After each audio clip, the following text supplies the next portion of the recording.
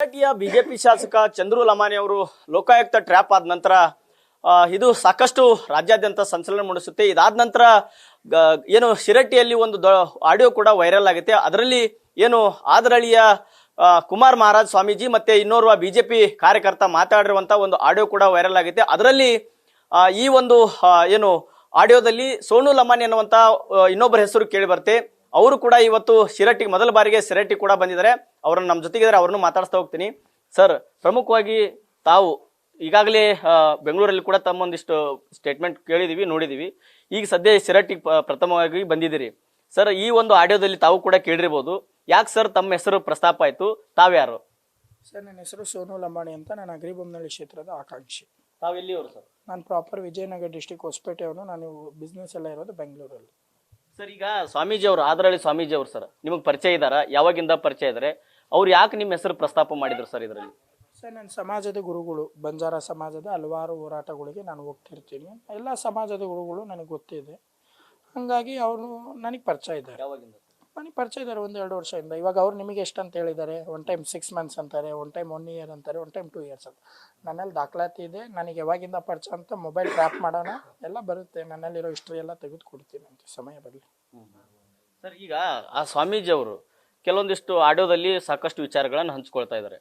ಅಂದ್ರೆ ಶಿರಟ್ಟಿ ಶಾಸಕರೇನು ಚಂದ್ರು ಲಮಾಣಿ ಇದಾರ, ಅವ್ರಿಗೆ ಮುಂದಿನ ಸಾರಿ ಟಿಕೆಟ್ ಸಿಗಬಾರ್ದು, ಅವರು ನಮ್ಮನ್ನು ಮುಗಿಸಿ ಬಿಡ್ತಾರೆ, ಅವರಿದ್ರೆ ನಮಗೆ ಸಾಕಷ್ಟು ಸಂಕಷ್ಟ ಎದುರಾಗುತ್ತೆ. ಹೀಗಾಗಿ ನಾವು ಒಂದು ಟೀಮ್ ಜೊತೆಗೆ ಮಾತಾಡಿದ್ದೀನಿ, ಆ ಟೀಮ್ ಹೆಸರಲ್ಲಿ ನಿಮ್ಮ ಹೆಸರು ಪ್ರಸ್ತಾಪ ಆಗುತ್ತೆ.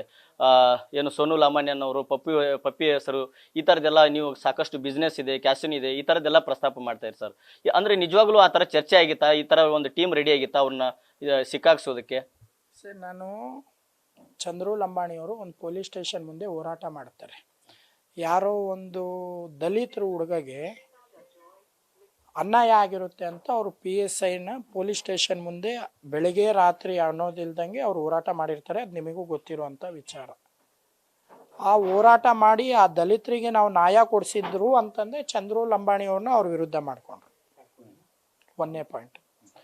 2ನೇ ಪಾಯಿಂಟ್ ಏನಿದೆ, ಚಂದ್ರು ಲಂಬಾಣಿಯವರು ಅವರಿಗೆ ಭಾಳ ದಿನದಿಂದ ಆಗ್ತಿಲ್ಲ. ಎಲ್ಲಲ್ಲೇ ಬೇಕಾದರೂ ಅವರು ಹೇಳುವಂಥ ವಿಚಾರ ಒಂದೇ, ಚಂದ್ರು ಲಂಬಾಣಿಯವರು ನಾನು ಟಿಕೆಟ್ ತಪ್ಪಿಸ್ತೀನಿ. ಎದಕ್ಕೆ ಟಿಕೆಟ್ ತಪ್ಪಿಸ್ತೀರಾ? ಇವತ್ತು ಟಿಕೆಟ್ ತಪ್ಪಿಸುವಂಥ ಕೆಲಸ ಏನು ಬೇಕು? ಇವತ್ತು ಇವರು ಒಂದು ಸಮಾಜದ ಒಂದು ಮಠದ ಗುರುಗಳು, ಅವ್ರಿಗೆ ಟಿಕೆಟ್ ತಪ್ಪಿಸುವಂಥ ಕೆಲಸ ಏನಿದೆ ಹೇಳಿ ನೀವೇ. ಅದ್ರ ಸರ್, ಏನೇನು ನಿಮ್ಮ ಮುಂದೆ ಏನೇನು ಪ್ರಸ್ತಾಪ ಮಾಡಿದಾರೆ ಸರ್? ಏನೆಲ್ಲ ವಿಚಾರಗಳು ಹಂಚ್ಕೊಂಡಿದ್ರು? ಯಾಕಂದ್ರೆ ನೀವು ಅವ್ರಿಗೆ ಸಾಕಷ್ಟು ಪರಿಚಯ ಇದ್ರಿ, ಮಾತಾಡಿದೀವಿ, ಈ ಥರ ಎಲ್ಲ ಒಂದು ರೀತಿ ಭಾಳ ದಿನದಿಂದ ಪರಿಚಯ ಇದೆ ಅನ್ನೋ ಥರ ಮಾತಾಡ್ತಾರೆ ಅವರು. ಈ ಥರ ಏನು ನಿಜವಾಗ್ಲೂ ಶಾಸಕರನ್ನ ಸಿಕ್ಕಾಕ್ಸೋದಕ್ಕೆ, ಷಡ್ಯಂತ್ರ ಮಾಡೋದಕ್ಕೆ ತಮ್ಮದು ಕೂಡ ಪಾತ್ರ ಇದೆನಾ, ಅಥವಾ ಏನು ಹೇಳ್ತೀರಿ ಇದ್ರ ಬಗ್ಗೆ? ಇವಾಗ ನೀವು ನನಗೆ ಒಂದು ಕ್ವಶನ್ ಕೇಳಿದ್ರಿ, ಭಾಳ ದಿನದಿಂದ ಪರಿಚಯ ಇದೆ ಅಂತ ಅವ್ರು ಅಂದ್ರ ನಿಮಗೆ? ಅದೇ ಹೇಳ್ತಾ ಇದ್ರಲ್ಲ ಅವರು, ಆಡಿಯೋದಲ್ಲಿ ಹೇಳ್ತಾ ಇರ್ತಾರೆ ಅವರು. ಅವ್ರು ಹೇಳಿದ್ದಾರೆ, ಅದು ಸತ್ಯತೆ ಇದೆ. ನಿಮ್ಮ ಚಾನೆಲ್ ಮುಖಾಂತರ ಪ್ರೆಸ್ ಮೀಟ್ ಮಾಡಿದಾಗ ಸೋನು ಲಂಬಾಣಿ ಯಾರೋ ಗೊತ್ತೇ ಇಲ್ಲ ಅಂತಾರೆ. ಅಲ್ಲಿ ಹೆಂಗೆ ಗೊತ್ತಾಯ್ತು, ಇಲ್ಲಿ ಹೆಂಗೆ ಗೊತ್ತಿಲ್ಲ ಅಂತ ನೀವು ಕೇಳಿ ಅವ್ರಿಗೆ ಕ್ವಶನ್. ಒನ್ ಟೈಮ್ 6 ತಿಂಗಳದ್ದು ರೆಕಾರ್ಡ್ ಅಂತಾರೆ, ಒನ್ ಟೈಮ್ 1 ವರ್ಷದ ರೆಕಾರ್ಡ್ ಅಂತಾರೆ, ಒನ್ ಟೈಮ್ ಅದು ರೆಕಾರ್ಡೇ ನಂದಲ್ಲ ಅಂದರು. ಫಸ್ಟಿಗೆ ಸ್ಟಾರ್ಟಿಂಗಾಗಿ ನಾವೆಲ್ಲ ಚರ್ಚೆ ಮಾಡಿದಾಗೆ ವಾಯ್ಸ್ ರೆಕಾರ್ಡ್ ಇದೆ, ಆ ರೆಕಾರ್ಡೇ ನಂದಲ್ಲ ಅಂತ ಅಂದರು. ಹೇಳಿ ಮತ್ತೆ ಇನ್ನೇನು ಹೇಳೋಣ ನಾವು ಅದಕ್ಕೆ? ಅಂದ್ರೆ ಈಗ ಈ ಥರದ ಆಡಿಯೋ ರಿಲೀಸ್ ಆದ ನಂತರ ಈ ಕೆಲವೊಂದು ಕಡೆ ತಾವು ಕೂಡ ಈ ಒಂದು ಕ್ಷೇತ್ರದ ಆಕಾಂಕ್ಷಿ ಆಗಿದ್ರು, ಅಥವಾ ಅವ್ರು ಏನಾದ್ರು ನಿಮ್ಗೆ ಈ ಕ್ಷೇತ್ರಕ್ಕೆ ಬನ್ನಿ ಅನ್ನೋ ಥರ ಏನಾದರೂ ನಿಮಗೆ ಆಹ್ವಾನ ಇಟ್ಟಿದ್ರ, ಅಥವಾ ಏನು ಹೇಳ್ತಿದ್ರು ಸರ್ ನಿಮಗೆ?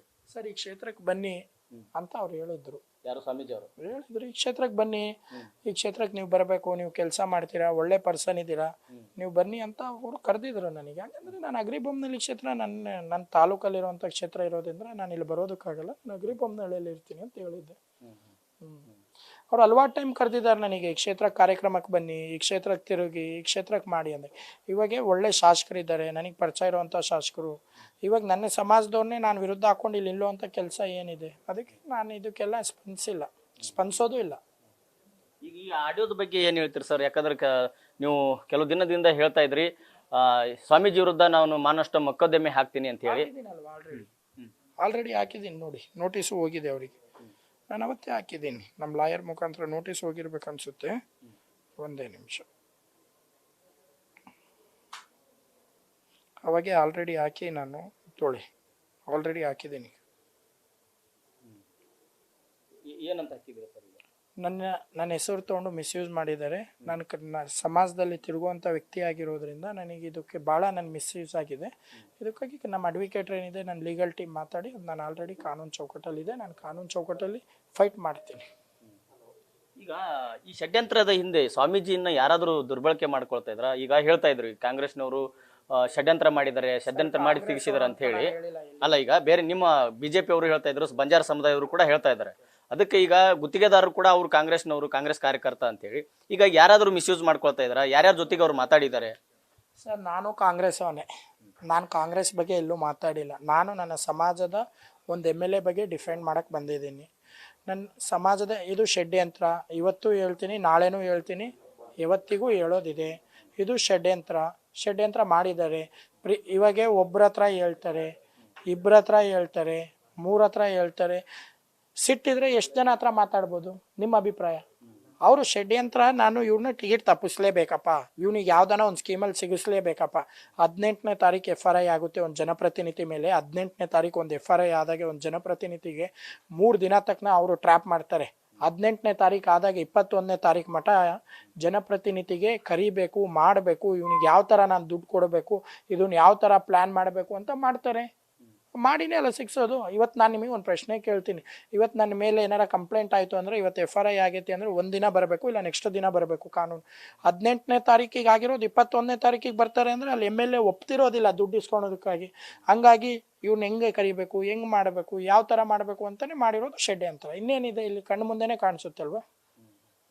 ಈಗ ಸರ್, ಈಗ ಈ ಆಡಿಯೋದಲ್ಲಿ ಕೂಡ ಸಾಕಷ್ಟು ವಿಚಾರಗಳನ್ನು ವ್ಯಕ್ತಪಡಿಸಿದ್ರೆ, ಈ ಮತ್ತೆ ಬೇರೆ ಬೇರೆ ಯಾರ ಜೊತೆಗೆ, ಈಗ ನಿಮ್ ಜೊತೆಗೆ ಮಾತಾಡಿದ್ರ ಅಂತ ಹೇಳಿದ್ರಿ, ಯಾರ್ಯಾರೋ ನಾಯಕರು ಜೊತೆಗೆ ಮಾತಾಡಿದ್ರಿ, ಮತ್ತೆ ನಿಮ್ಮ ಅವರು ಮಾತಾಡೋದಲ್ಲ. ಇವಾಗ ನಾನು ನಿಮಗೆ ಒಂದು ಮಾತು ಕೇಳ್ತೀನಿ. ಮಂಜು ಅನ್ನೋರ್ ಜೊತೆ ಮಾತಾಡಿದಾರಂತ ನೀವು ನನಗೆ ಅಂದ್ರಿ. ಮಂಜು ಅವರು ಒಬ್ಬರೇ ಜೊತೆಗೆ ಮಾತಾಡಿದಾರ ಅವರು? ನನ್ನ ಪ್ರಶ್ನೆ, ಹೌದಪ್ಪ, ಅವ್ರೇನೋ ಸಿಟ್ಟಿತ್ತು, ಇವತ್ತು ನಮ್ಮ ಶಾಸಕರ ಮೇಲೆ ಸಿಟ್ಟಿದೆ, ಒಂದು ವ್ಯಕ್ತಿ ಹತ್ರ ಮಾತಾಡಿದ್ದಾರೆ ಅಂದರೆ ಅದಕ್ಕೆ ನಾನು ಒಪ್ತೀನಿ. ಹಲವಾರು ಜನ ಹತ್ರ ಮಾತಾಡಿದಾರಲ್ವಾ, ಇನ್ನು ಕೇಳಿ ನೀವು. ನಾನು ಯಾರ್ದು ಹೆಸರು ಇದು ಮಾಡಲ್ಲ, ನಾನು ಯಾರ್ದು ಹೆಸರು ಹೇಳೋಕ್ಕಾಗಲ್ಲ ಮೀಡಿಯಾದಲ್ಲಿ. ಯಾಕೆ ಅಂದರೆ, ಒಂದು ನಿಮಿಷ ವಾಯ್ಸ್ಗಳು ಕೇಳಿಸ್ತೀನಿ. ನನಗೆ ಬಂದಿರುವಂಥ ವಾಯ್ಸ್ ರೆಕಾರ್ಡ್ಗಳಲ್ಲಿ ನಾನು ನಿಮಗೆ 1-2 ಕೇಳಿಸ್ಬಲ್ಲೆ. ನನ್ನ ಹತ್ರ ಇನ್ನು ಭಾಳ ಇದ್ದಾವೆ ಅಸ್ತ್ರಗಳು. ನೋಡಿ, ಇದು ಯಾರ ವಾಯ್ಸು? ಸರಿನಾ? ಇದು ಅವ್ರದ್ದೇನಾ ವಾಯ್ಸು?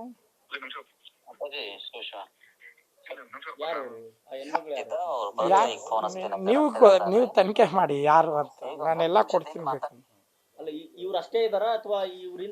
ಸರ್, ಇದು ನೀವು 100 ಟೈಮ್ ಸುತ್ತಿ ಬೆಳೆಸಿ ಏನೇ ಕೇಳಿದ್ರು ನಾನು ಹೇಳೋದು ಒಂದೇ ಮಾತು, ಇದು ಷಡ್ಯಂತ್ರ. ಇದ್ರ ಹಿಂದೆ ಬೇಕಾದಷ್ಟು ಜನ ಇದ್ದಾರೆ. ನಾವು ಸ್ವಾಮೀಜಿನ ಬಂಪರ್ ಪರೀಕ್ಷೆ ಮಾಡೋಣ, ಇದ್ರ ಹಿಂದೆ ಯಾರ್ಯಾರು ಇದ್ದಾರೆ ಅಂತ ಚರ್ಚೆ ಮಾಡಬೇಕು, ಕಾನೂನು ಚೌಕಟ್ಟಲ್ಲಿ ಇದಾಗಬೇಕು. ಇದು ಷಡ್ಯಂತ್ರ ಮಾಡಿರೋದು 100ಕ್ಕೆ 100 ಸತ್ಯ. ಜನಕ್ಕೂ ಗೊತ್ತಿದೆ, ಇವತ್ತು ಇಲ್ಲಿರುವಂಥ ಕ್ಷೇತ್ರದ ಜನರಿಗೂ ಗೊತ್ತಿದೆ. ಸರ್, ಈಗ ನಿಜವಾಗಿ ನೀವು ಷಡ್ಯಂತ್ರ ಆಗಿರ್ಬೋದು ಅನ್ನೋ ತರ ನೀವು ಹೇಳ್ತಾ ಇದ್ರಲ್ಲ, ಅಂದ್ರೆ ಏನಾದರೂ ಈಗ ಪರ್ಸೆಂಟೇಜ್ ಬಗ್ಗೆ ಹೇಳಿದ್ರಿ, ಅಂದ್ರೆ ಇವರೇ ಒಬ್ಬರೇ ತಗೊಳ್ತಾ ಇದಾರ, ಮತ್ತೆ ಬೇರೆ ಯಾರು ತಗೊಳ್ಳೋದಲ್ವಾ ಅಂತ ಹೇಳಿ. ನಿಜವಾಗ್ಲೂ ಇವತ್ತು ನೀವು ಒಬ್ಬರು ಗುತ್ತಿಗೆದಾರರಾಗಿ, ಕಾಂಗ್ರೆಸ್ ಕಾರ್ಯಕರ್ತರಾಗಿ ಈ ಪರ್ಸೆಂಟೇಜ್ ಬಗ್ಗೆ ಏನ್ ಹೇಳ್ತೀರಿ? ಇವತ್ತಿಗೂ ಇದೆನಾ ಅಂತ ಹೇಳಿ. ಸರ್, ಅದು ನಿಮಗೂ ಗೊತ್ತು, ನನಗೂ ಗೊತ್ತು. ಇವತ್ತಿಗೂ ಇದೆಯೋ ಇಲ್ಲ ಅಂತ ನಾನು ನಿಮಗೆ ಇದು ಸ್ಪಷ್ಟೀಕರಣ ಕೊಡೋಕ್ಕಾಗಲ್ಲ.